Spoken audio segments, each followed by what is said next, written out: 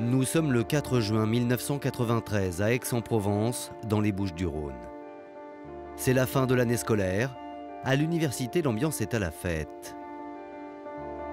Sur le campus de la Cité des Gazelles, une soirée est organisée.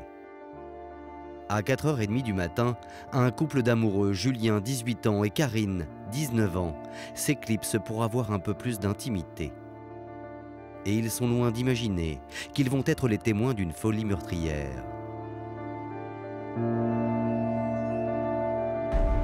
Je finis avec une amie en train d'aller flirter derrière un buisson. Là, on entend donc un premier cri.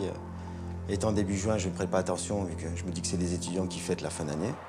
Il y a un deuxième cri, un peu plus intensif, un peu plus expressif, je dirais. Et donc là, on s'inquiète. On va en direction du cri. Et on voit donc une jeune fille adossée au grillage, de l'autre côté du grillage. Plongé dans la pénombre, le couple d'étudiants a du mal à distinguer la jeune femme et ne réalise pas encore la gravité de la situation. Je ne réalise pas du tout quelle est la gravité en fait, des blessures. Je sais qu'il y a quelque chose, il y a un problème, mais de là à savoir exactement ce qui se passe, non, j'en sais rien du tout. Les seules phrases qu'elle m'a dit, c'est le couteau, mon dos. La jeune femme semble avoir reçu un coup de couteau dans le dos. Aussitôt, le couple d'étudiants alerte les pompiers. Et quelques minutes plus tard, les forces de l'ordre arrivent sur place. La victime est à l'agonie. Tout laisse à penser qu'elle a été la cible d'un prédateur sexuel. Car les vêtements de la jeune femme ont été découpés à des endroits bien précis. Les endroits du corps qui sont dénudés ne sont pas neutres, c'est évidemment la poitrine, c'est aussi le sexe. Elle a, avant de mourir, été l'objet de convoitises sur le plan sexuel, ça me paraît évident, même si elle n'est pas violée, même s'il n'y a pas de trace d'une agression sexuelle quelconque. Les secouristes tentent en vain de réanimer la jeune femme. La victime tombe dans le coma. Elle décède des suites de ses blessures à 6h30 du matin. Sur le lieu du drame, les policiers procèdent à un examen minutieux de la scène de crime et relèvent plusieurs indices. On sait que ces affaires traînent par terre et que donc il y a eu quelque chose qui est du ressort de la bagarre. On va retrouver à une vingtaine de mètres en amont sa veste qui elle-même est déchirée, porte une trace d'un coup de couteau.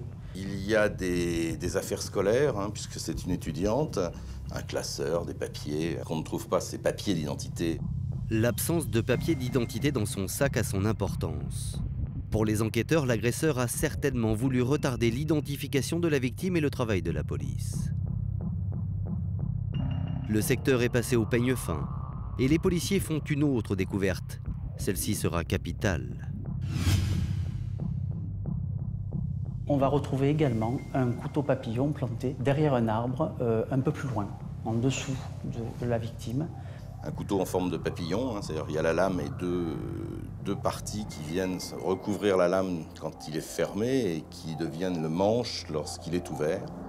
Un couteau qui pourrait bien être l'arme du crime. L'examen post-mortem des médecins légistes confirme que l'étudiante a été tuée de plusieurs coups de couteau. L'autopsie va révéler la présence de 3 coups de couteau. Donc, un qui a été porté dans le dos et 2 autres qui ont été portés au niveau des seins, un peu au-dessous des seins. Donc on peut concevoir qu'il y a eu un certain acharnement de l'auteur sur sa victime. Il y a une plaie terrible au niveau du dos qui est probablement le coup de couteau mortel. Elle a également des blessures de défense aux mains, c'est-à-dire qu'elle a manifestement tenté de se protéger de l'agression.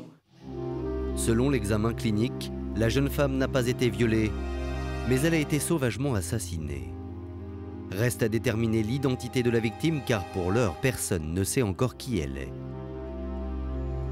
Alors les policiers mènent une enquête de voisinage. Au sein même de l'université, ils interrogent une centaine d'étudiants et ne tardent pas à mettre un nom sur la jeune femme. Alors comme on se trouve, si vous voulez, à proximité d'un campus universitaire, qu'on retrouve des affaires qui sont manifestement les affaires d'une étudiante, un classeur, etc., l'enquête se dirige très vite sur l'université d'Aix-en-Provence et on découvre que la victime s'appelle Gaëlle Le Guen.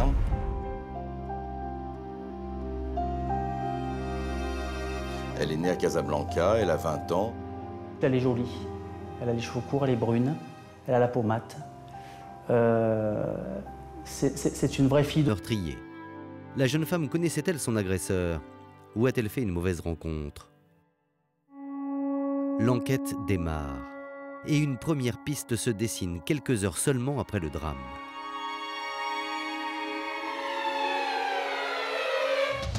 Le 4 juin 1993, au commissariat d'Aix-en-Provence, il est 8h45.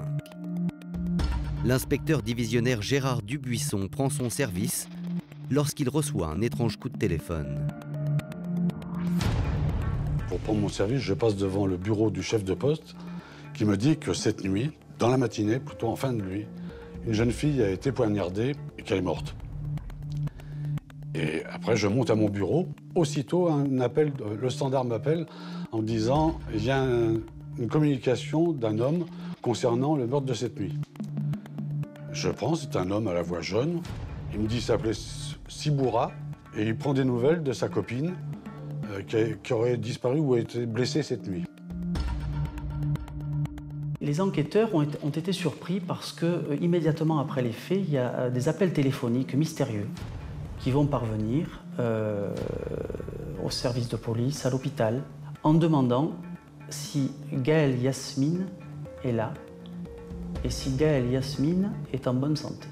Le Corbeau parle d'une Gaëlle Yasmine, et justement le deuxième prénom de Gaëlle, la victime, est Yasmine. Comment l'homme au téléphone pouvait-il connaître ce détail que tout le monde ignorait? Ce deuxième prénom figurait sur sa carte d'identité, laquelle a disparu dans la nuit du drame. L'inspecteur Dubuisson veut alors en savoir plus et demande à l'homme de se rendre au commissariat. Il m'a dit « Mais non, j'ai des examens, je peux pas ». Et il a raccroché. Point. Vous dire s'il avait une intonation particulière, non, il raclait pas à sa gorge, il prononçait correctement les mots en français, aucun problème. Pas d'affolement. Seulement, renseignements pris auprès de l'université, les policiers découvrent qu'il n'y a pas d'examen ce jour-là. L'homme a donc menti. Cet appel intrigue fortement les enquêteurs. Qui est ce mystérieux Siboura qui appelle le commissariat, puis qui appelle l'hôpital? Plus troublant encore, à cet instant, personne ne sait encore que Gaëlle Le Guen est décédé, ni sa famille, ni ses amis. Les policiers s'interrogent. Siboura a-t-il été témoin du drame ou pire encore, est-il le meurtrier? Il est urgent pour les enquêteurs de retrouver cet homme.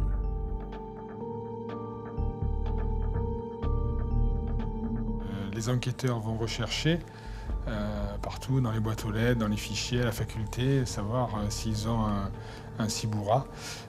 Impossible à trouver. Ils vont retrouver un Chiboura, mais qui est un étudiant d'origine togolaise.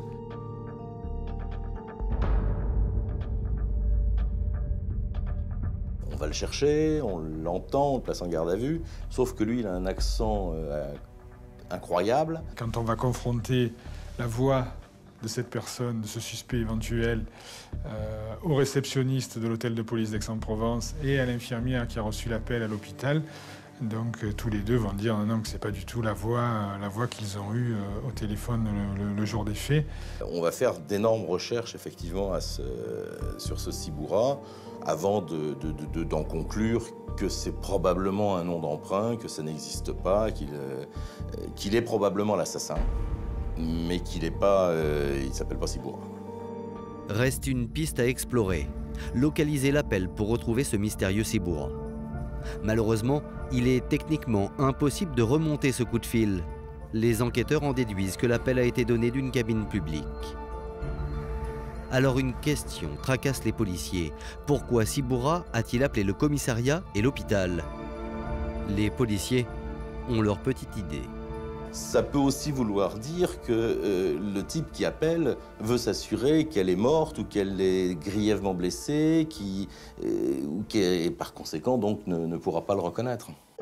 Pour les enquêteurs, l'énigmatique Siboura est sans doute un prédateur sexuel qui a suivi sa victime avant de l'agresser. Les policiers en veulent pour preuve le lieu du crime, un endroit isolé séparant deux résidences universitaires. La cité de Cuc et la cité des Gazelles. Il y a effectivement un petit chemin grillagé qui mène d'une cité à l'autre et qui est relativement isolé. Donc c'est vrai que dans l'hypothèse criminelle, c'était un endroit idéal pour le meurtrier pour passer à l'acte. Et le pressentiment des policiers va se confirmer. Au même moment, les enquêteurs sont alertés de faits très inquiétants. Ils apprennent qu'un homme étrange rôde sur le campus depuis déjà plusieurs jours.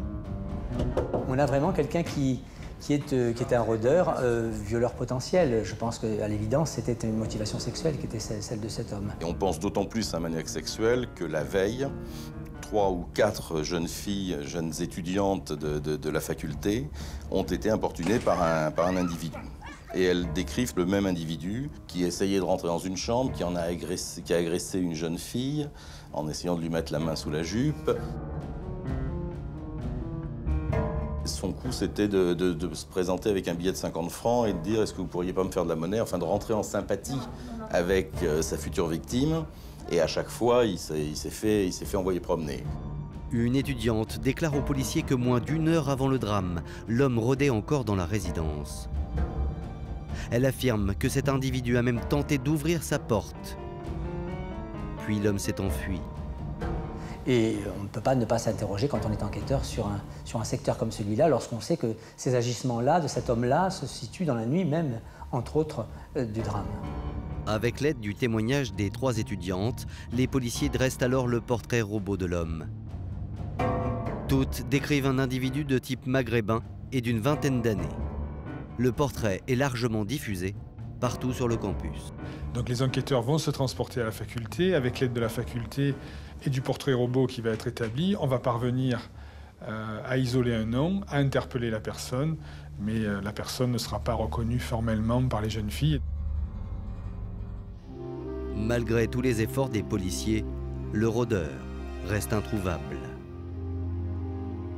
L'enquête va alors rebondir d'une manière totalement inattendue. Le 7 juin, soit 3 jours après le drame, la mère de Julien Sauvignon, le jeune homme qui avait donné l'alerte, appelle les policiers de Marseille pour leur faire une incroyable révélation. Elle révèle que le couteau qui est sur place, c'est celui de son fils. Et ça, c'est un élément important parce que ce couteau est considéré ou est fortement soupçonné comme pouvant être celui qui a été à l'origine du crime. Donc on est sur une révélation d'un couteau, et c'est pas neutre, mais surtout on est sur le constat d'un mensonge. Alors pourquoi Julien Sauvignon a-t-il menti? Que s'est-il passé cette nuit-là? Le jeune homme est immédiatement placé en garde à vue par la police judiciaire de Marseille et il s'explique sur les raisons de son mensonge. Les pompiers me disent qu'elle a été agressée par coup de couteau. C'est d'ailleurs à ce moment-là que moi, sachant que j'ai un couteau sur moi, je décide de me débarrasser du mien pour éviter d'avoir des problèmes. Simplement, Julien, ce soir-là, il avait un couteau sur lui et donc s'est débarrassé à quelques mètres de la victime. Il a enfoncé son couteau dans la terre. Je prétexte d'avoir perdu mon zippo dans le fameux buisson où on était au départ pour m'éclipser vite fait. Donc j'ai été rechercher mon briquet que j'avais en fait réellement perdu et j'ai planté mon couteau à côté d'un arbre, histoire que la police, pensant qu'elle allait me fouiller, qu'elle ne trouve pas le couteau sur moi et que je me fasse pas emboucaner pour rien. Les policiers sont perplexes. Julien Sauvignon a-t-il vraiment pris peur ou a-t-il inventé toute cette histoire? Pour le savoir, ils interrogent sa petite amie Karine, l'autre témoin du drame. Sa petite copine, Karine, elle raconte la même chose que lui. Elle dit on était ensemble, on a entendu ses cris, il y est allé, il avait effectivement ce couteau. Elle confirme absolument point par point tout leur emploi du temps, si je puis dire, de cette soirée. Et puis l'autre élément aussi, c'est qu'ils ne se connaissent pas. Enfin, Gaël et Julien Sauvignon ne se connaissent pas. Il est relâché et pour lui, l'affaire est terminée. Du moins le croit-il. Les policiers ont, semble-t-il, exploré toutes les pistes, sans résultat. Quand soudain ils reçoivent un nouveau coup de téléphone providentiel. Le 10 juin, l'enquête va rebondir par un appel téléphonique d'un riverain, de quelqu'un qui assiste à une scène qui lui paraît extraordinaire. Le riverain explique aux policiers qu'un homme au comportement anormal est en train de se promener sur les lieux du crime. Il a un couteau à la main, habillé comme un skinhead ou presque, qui porte des Rangers, qui a le crâne rasé. Le jeune homme est aussitôt interpellé et conduit au commissariat. Il s'appelle Frédéric Pibiri. Il a 21 ans, il est étudiant à Aix-en-Provence. Les policiers sont troublés car le nom du jeune homme leur est familier et pour cause. Son père est policier. Il a eu une enfance avec une éducation sérieuse et stricte, d'un père qui était inscrit dans des principes moraux importants. Un garçon un peu agité, un peu perturbé, assez solitaire aussi. Rigide, strict et séducteur. En interrogeant ses proches, les policiers découvrent alors une personnalité ambiguë. Frédéric Pibiri, c'est un goût immodéré pour les activités du scoutisme, pour les activités presque militaires en quelque sorte, et une appétence pour la discipline de l'armée. Et sur le plan philosophique, il s'intéresse quand même à des choses qui sont du ressort de la gloire de la Grande Allemagne. Il est germanophone, il est fasciné par la Grande Allemagne, il est fasciné par les thèses et les philosophies sur la race pure.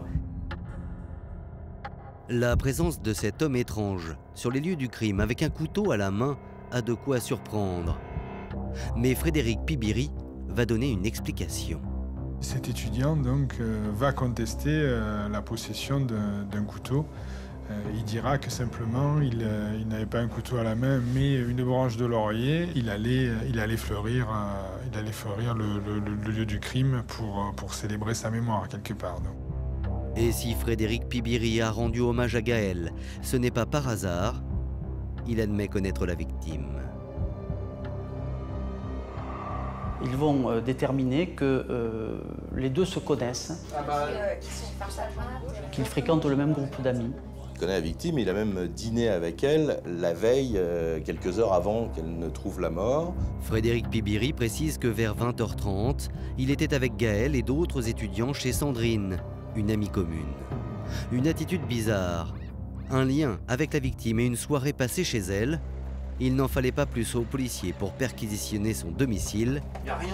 Et ce qu'ils trouvent va beaucoup les surprendre.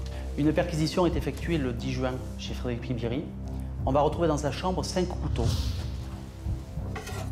de taille et de nature différentes. Interrogé sur la présence de plusieurs armes blanches à son domicile, Frédéric Pibiri ne se démonte pas. Il explique qu'en réalité, il est scout, donc c'est pour ça qu'il a des couteaux. Un scout avec 5 couteaux. Les policiers restent sceptiques et l'interrogent sur son emploi du temps la nuit du drame. Frédéric Pibiri va expliquer qu'il a passé la nuit avec Reine, sa compagne de l'époque, et qu'il ne l'a pas quittée. Ce que cette jeune femme va confirmer lorsqu'elle sera entendue par les services de police. Et voici très précisément ce que sa compagne, Reine, déclare. Jeudi 3 juin 1993, vers 22h15, mon ami Frédéric Pibiri est venu dans ma chambre des Gazelles. Nous nous sommes endormis après minuit. Je me suis réveillée vers 8h. Frédéric dormait encore dans mon lit. À aucun moment, Frédéric n'a pu s'absenter dans la nuit. Frédéric Pibiri est finalement relâché. Un alibi solide, pas de mobile, pas de preuves matérielles le reliant au crime. Le jeune homme part aussitôt faire son service militaire aux Antilles, comme prévu. Du côté de la famille de Gaël Le Guen, la libération du jeune homme laisse un goût amer. Selon la sœur de la victime, Frédéric Pibiri aurait bénéficié d'une certaine bienveillance de la part des collègues de son père. Il y a des jeunes filles qui l'ont vu côtoyer les policiers de l'enquête en les tutoyant et en les appelant par leur prénom. Qu'il connaissait tous les professionnels qui étaient sur l'affaire. Je pense qu'il y a une complaisance des professionnels de la police. D'ailleurs, nous avons retrouvé une lettre que Frédéric Pibéry a envoyée à une amie. Dans ce courrier, le jeune homme reconnaît lui-même avoir bénéficié des relations de son père durant son interrogatoire. Heureusement pour moi, l'équipe des gardes à vue me connaît. Ils ont travaillé 10 ans avec mon père.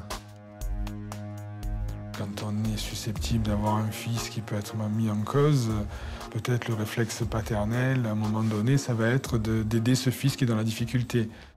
Pourtant, il faut bien constater que ces contacts privilégiés au sein des forces de l'ordre ne vont pas empêcher Frédéric Pibéry de se retrouver à nouveau sur la sellette. Plus de 4 mois après le meurtre de Gaël Le Guen, l'alibi de Frédéric Pibéry va voler en éclats. Alors que le jeune étudiant a toujours affirmé avoir passé la nuit du crime chez sa petite amie, Reine, plusieurs témoins viennent subitement affirmer le contraire.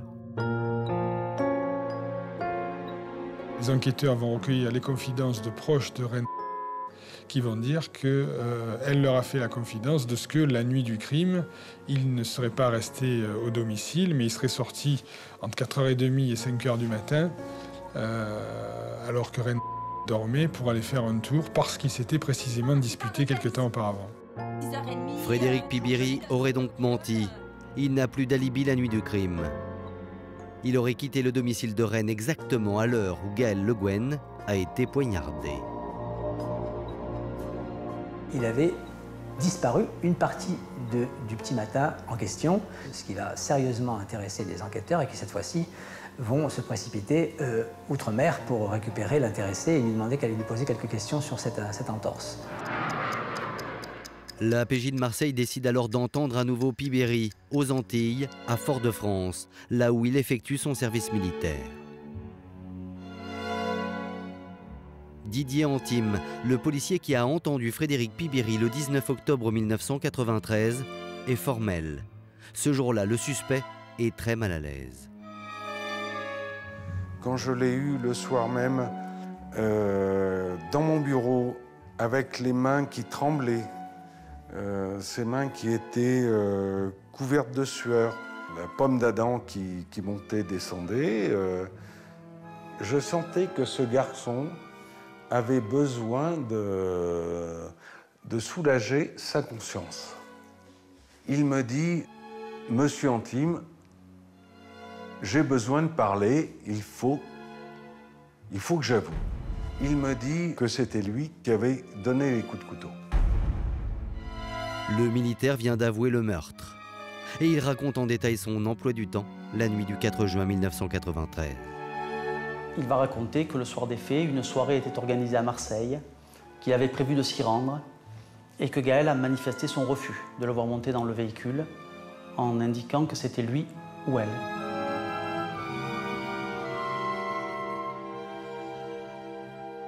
Et que les amis de Gaël ont exclu Frédéric Pibéry de cette équipée, qu'il en a manifestement tiré une grande vexation. Il va rejoindre Rennes, où il est énervé, il n'arrive pas à dormir, il bouquine un peu, il s'endort, il se réveille. Il quitte le domicile de Rennes, la chambre de Rennes, aux abords de 4h et quelques du matin. Il va faire un tour pour se détendre, pour se calmer, et il décide d'attendre Gaël. Il est 4h15. Pibéry erre dans la cité des Gazelles. Peu avant 5h du matin, il entend une voiture qui dépose Gaël. C'est alors qu'il décide de la suivre. J'ai couru après Gaël parce que je voulais lui parler et finir éventuellement la nuit avec elle dans sa chambre. J'aurais essayé de coucher avec elle. Il va lui mettre la main sur l'épaule, elle va le repousser. Elle va courir et crier. Il va la poursuivre, il va dire qu'il pense lui avoir donné 2 coups de couteau. Il va dire qu'il s'est débarrassé des vêtements qu'il portait ce jour-là, qu'il les a jetés dans une poubelle à proximité. Il va dire qu'il est rentré dans la chambre se doucher et se recoucher avec Reine. Lors de ses aveux, le militaire explique les raisons de son geste meurtrier cette nuit-là. Concernant le mobile, il va dire qu'il était très attiré par Gaëlle Le Guen. Elle le rejetait, elle le repoussait. Il en a conçu quelque amertume. Frédéric Pibiri, secrètement, et bien qu'il s'en défende, était profondément amoureux d'elle. Et je pense que la goutte d'eau qui a fait déborder le vase, ça a été cette éviction. Quand il lui a mis la main sur l'épaule et qu'elle a refusé, il l'a vécu profondément comme une frustration.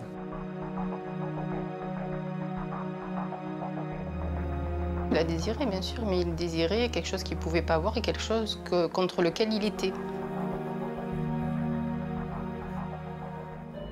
En ce qui concerne l'arme du crime, Pibiri est affirmatif.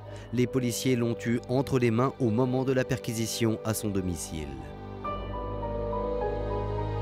Il désigne un des 5 couteaux que les policiers retrouvent en perquisition chez lui comme étant l'arme du crime. Des aveux, un mobile, l'arme du crime. L'homme est mis en examen pour homicide volontaire.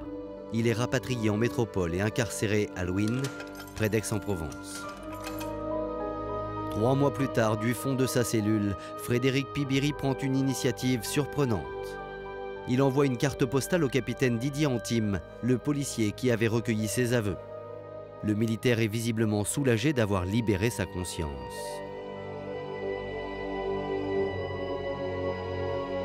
Il m'envoie une carte postale en me disant « Monsieur Antime, je vous adresse, ainsi qu'à votre famille, tous mes meilleurs vœux. » C'est très rare. Pour moi, c'était, je ne vais pas dire une bénédiction, c'était une cerise sur le gâteau. Le 25 mars 1994, une reconstitution est organisée. Frédéric Pibiri répète tous ses gestes de la nuit du 4 juin 1993, confirmant ainsi mot pour mot tous ses aveux. Les policiers pensent avoir enfin bouclé cette affaire sordide, mais ils sont loin de se douter que Pibiri va faire de nouvelles révélations. Le 7 avril 1994, 5 mois et demi plus tard, Frédéric Pibiri demande à être réentendu par le juge d'instruction et contre toute attente, il se rétracte. Il va expliquer qu'il se trouvait au moment des aveux, alors qu'il effectuait son service militaire à Fort-de-France, dans une situation de faiblesse psychologique. Il va indiquer qu'à ce moment-là, au moment où il est interpellé et interrogé, il vient de perdre un ami très proche. Je manquais de sommeil, un camarade venait de se suicider à l'armée, j'avais des tracas sentimentaux avec ma copine. J'avais envie qu'on me laisse en paix. Cette situation l'a profondément traumatisé. Sa faiblesse l'a conduit à dire des choses qu'il n'a pas commises. Les explications qu'il donne pour expliquer ses aveux sont tristement banales. Hein. On m'a posé cette question et puis je me suis libéré en disant un peu ce que les enquêteurs avaient envie que je dise. On est sur cette affirmation-là hyper classique. Les enquêteurs ne croient pas un mot de cette volte-face du militaire. Pourtant, de nouveaux résultats d'expertise vont donner raison à Frédéric Pibiri. Concernant les armes de Pibiri, aucun n'est compatible avec les blessures de la victime. Les certitudes des policiers s'effondrent. L'arme du crime qu'il a désignée n'est pas celle qui a tué Gaëlle. Mais le plus incroyable, c'est que les experts désignent une autre arme. Le couteau de Julien Sauvignon est compatible avec les blessures. Cette expertise est un coup de tonnerre dans cette affaire. Et ce n'est pas tout, elle révèle aussi un autre élément accablant pour Julien Sauvignon. Sur le tranchant, on a trouvé quelques taches de sang. Des taches de sang qui pourraient bien être le sang de Gaëlle Le Guen. Julien Sauvignon est de nouveau dans le collimateur des enquêteurs. Quand ils viennent me chercher à Nice, ils m'emmènent à Marseille à l'évêché et qu'ils me mettent en garde à vue encore une fois, là je me dis que je pars en galère vraiment. Donc c'était à moi de leur expliquer que je n'avais rien fait et de leur prouver surtout que je n'avais rien fait. Et eux, en essayant de toujours me faire culpabiliser pour un point, me disant que j'étais en train de faire l'amour avec Karine et que Gaëlle a débarqué, qu'elle nous a dit quelque chose qui ne nous a pas plu. Je dis la même chose que j'ai toujours dit depuis le début. que j'étais en train de flirter avec ma copine, que j'ai entendu des cris, que j'ai été secourir et appeler les pompiers parce que je ne savais pas quoi faire sur le moment. Donc j'arrive devant le juge d'instruction et il me dit, ben voilà, tu vas faire un petit tour au Baumette, ça va t'aider à réfléchir. Julien Sauvignon est mis en examen pour meurtre.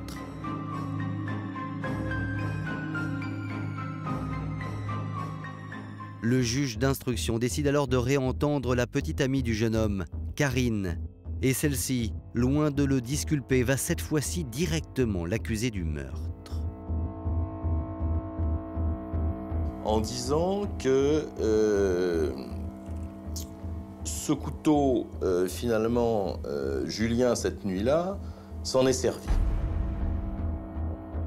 Qu'il l'avait à la main. Quand il a entendu les cris, quand ils ont entendu les cris, ils sont allés sur place. Julien y est allé plus vite qu'elle.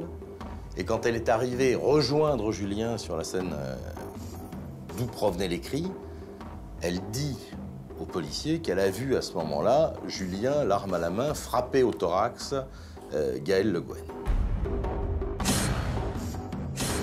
On a sa compagne qui décrit une scène ahurissante où finalement ce qu'elle aperçoit, c'est son compagnon en train de poignarder la victime.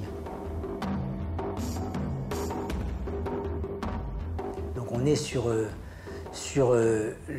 questionnement de si c'est vrai, on est complètement passé à côté de tout le dossier. Si c'est faux, elle est folle. Julien Sauvignon nie toutes ces accusations. Pourtant, c'est bien son couteau qui a été retrouvé sur la scène de crime. Les enquêteurs sont face à un dilemme. Si Julien Sauvignon est impliqué, comment faut-il interpréter les aveux circonstanciés de Pibiri? Comment expliquer que lors de la reconstitution, Pibiri a fait des gestes précis? Le juge d'instruction échafaude alors une hypothèse. Et si les deux hommes, Pibiri et Sauvignon, étaient complices? Ça nous fait deux assassins. Ça bouleverse une fois de plus complètement les choses. On commence à penser à une coaction, on commence à penser à d'autres scénarios, ils étaient peut-être plusieurs. Julien Sauvignon et Frédéric Pibiri sont alors tous les deux convoqués pour une confrontation devant le juge. Julien Sauvignon ne connaissait pas Frédéric Pibiri et on n'a aucune possibilité d'établir un lien entre ces deux au regard d'une coaction que l'on pourrait avoir imaginée à un moment de l'enquête. Je ne le connais pas, il ne me connaît pas. On n'a pas les mêmes amis, on n'a pas les mêmes jeux, les mêmes amusements. On ne se connaît ni l'un ni l'autre, ni d'Ève ni d'Adam. Le meurtre n'a donc pas été commis conjointement par les deux hommes. Reste à vérifier un détail important. Le couteau de Sauvignon est-il l'arme du crime? Pour le savoir, le 4 avril 2000, la police scientifique procède à des prélèvements ADN sur l'arme blanche, mais les conclusions sont loin d'être probantes. L'enquête n'arrivera pas à déterminer si ce sont des traces de sang humain ou animal. Les enquêteurs ne disposent ainsi d'aucune preuve matérielle contre Julien Sauvignon. Tous les éléments à charge reposent exclusivement sur les déclarations de sa petite amie Karine. Et l'avocat de Julien Sauvignon ne va pas manquer de souligner que la jeune femme n'est pas fiable. Bon, on s'apercevra qu'elle elle varie beaucoup, c'est pas très cohérent. Elle est soumise à une expertise psychologique qui, très clairement, exprime sa fragilité psychologique et surtout dit très clairement, précisément, qu'en face d'un choc émotionnel, elle est susceptible effectivement de construire des scénarios très variés. Julien Sauvignon va encore plus loin. Il accuse les enquêteurs d'avoir fortement influencé le témoignage de Karine.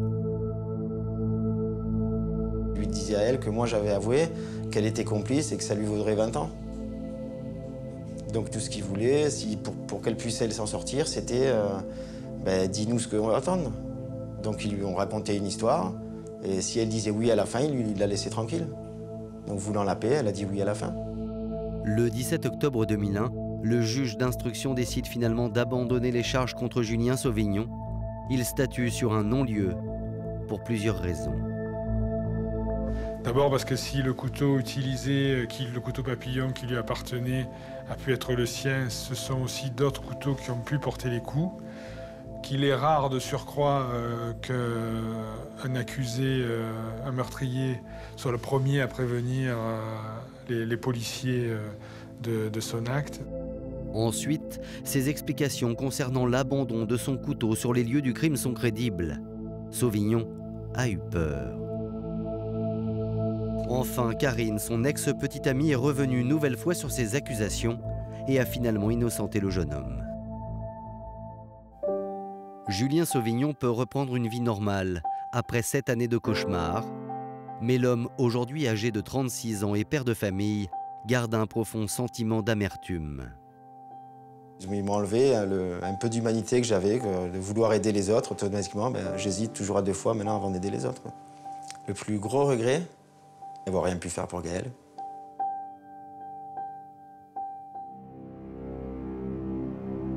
Pour le juge d'instruction, tout accuse désormais Frédéric Pibiri, à commencer par ses aveux.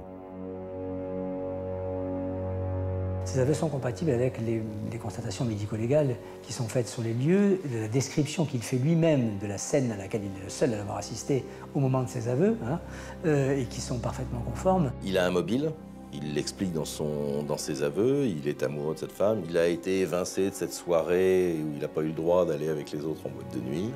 Il y a quand même un témoin qui l'a vu avec un couteau à la main sur les lieux du crime. Ça commence à faire beaucoup, en tout cas ça fait assez pour qu'on le renvoie devant la cour d'assises.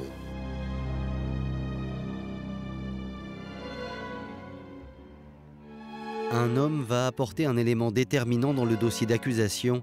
C'est Gérard Dubuisson, souvenez-vous, le policier qui avait reçu cet appel étrange de ce Ciboura le matin même du crime. À l'époque, les enquêteurs n'avaient pas réussi à identifier la voix. Mais aujourd'hui, tout a changé. Avec l'arrestation de Frédéric Pibiri, la justice va enfin pouvoir faire des comparaisons phoniques. Monsieur Le Gallo, juge d'instruction qui menait cette information, m'a convoqué pour me faire part qu'il avait procédé à des enregistrements de voix, comme on fait un tapissage photographique, mais là c'était pour faire une comparaison phonique. Il avait enregistré plusieurs voix, dont celle de l'auteur, bien sûr, et il m'avait demandé, parmi ces enregistrements, si l'un me disait quelque chose par rapport à l'auteur. Je voudrais avoir des nouvelles de Gaël. Et de suite, en même pas 2 secondes, je lui ai dit numéro 3. C'est sûr, c'est lui. Qui était la voix de l'inculpé. Une preuve supplémentaire. Frédéric Pibiri devra dorénavant s'en expliquer devant une cour d'assises.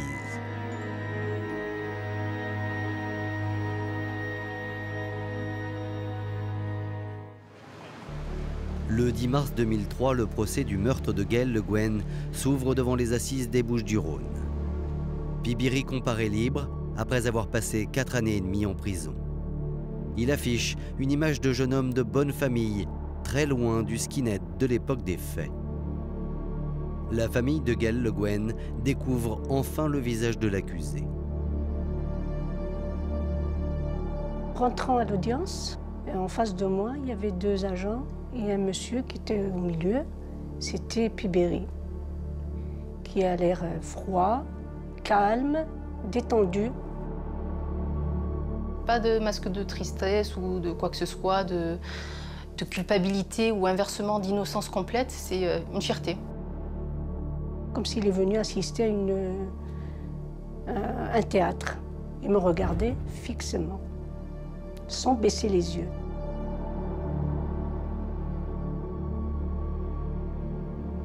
Je n'avais pas de haine, mais je voulais lui dire pourquoi tu as fait ça, pourquoi tu nous as détruits, moi et ma famille.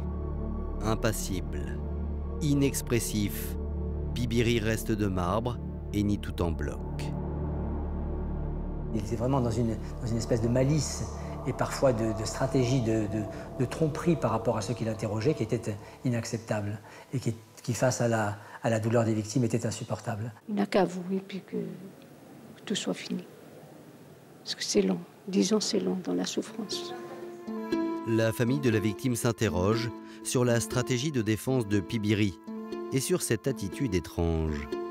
on va avoir la tentation, et on aura raison de l'avoir, de penser que ce positionnement du père a pesé peut-être au départ dans la banalisation du comportement de Pébiri, et ensuite dans les tuyaux et les renseignements que ce garçon intelligent avait pour s'adapter au système de défense qui va suivre. Poussé dans ses retranchements, Pibiri va abattre sa dernière carte. La défense demande aux experts de la police scientifique de venir témoigner à la barre. Et c'est un coup de théâtre qui se produit. Les experts qui avaient expertisé les armes dédouanaient avec force argument Frédéric Pibiri qui se trouvait dans le box, en disant notamment que les 5 couteaux qu'on avait trouvés chez lui ne pouvaient correspondre aux 3 blessures qu'on a retrouvées sur la jeune Gaëlle. Mais pour maître Alain Mola, partie civile, les conclusions des experts qui semblent innocenter Frédéric Pibiri ne prouvent rien.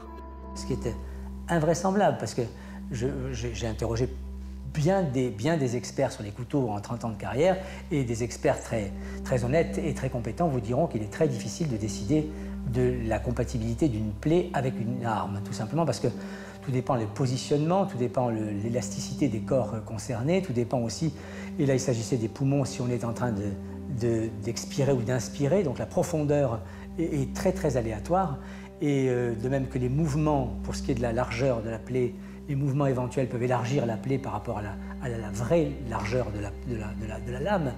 En réalité, aucune expertise n'a permis d'établir avec certitude quelle était l'arme du crime, et pour cause. Le couteau désigné par Pibiri lors de ses aveux, bien que placé sous scellé, a mystérieusement disparu lors de l'instruction. Au cours du procès, l'avocat de Pibiri n'a pas manqué de souligner qu'il n'existait aucune preuve matérielle contre l'accusé. Selon la défense, toute l'accusation repose sur des aveux tronqués. Ce qui est dérangeant dans cette affaire, pour un avocat, c'est de voir un homme renvoyé devant une cour d'assises sur la foi d'aveu fait devant la police sans aucune protection au cours de la garde à vue. Ça, c'est très choquant, parce que dans cette affaire, il n'y a aucun élément matériel. On n'a trouvé aucune trace de la présence de Pibiri, aucun élément matériel chez lui, aucun élément ressortant de la perquisition. Le couteau qu'il décrit comme étant l'arme du crime n'est pas le couteau qui a servi au crime. Les vêtements ne sont pas retrouvés. Il n'y a rien qui vienne fonder sa culpabilité. C'est vraiment dérangeant. Toutefois, après 4 jours de procès, l'accusé est condamné à 18 ans de réclusion criminelle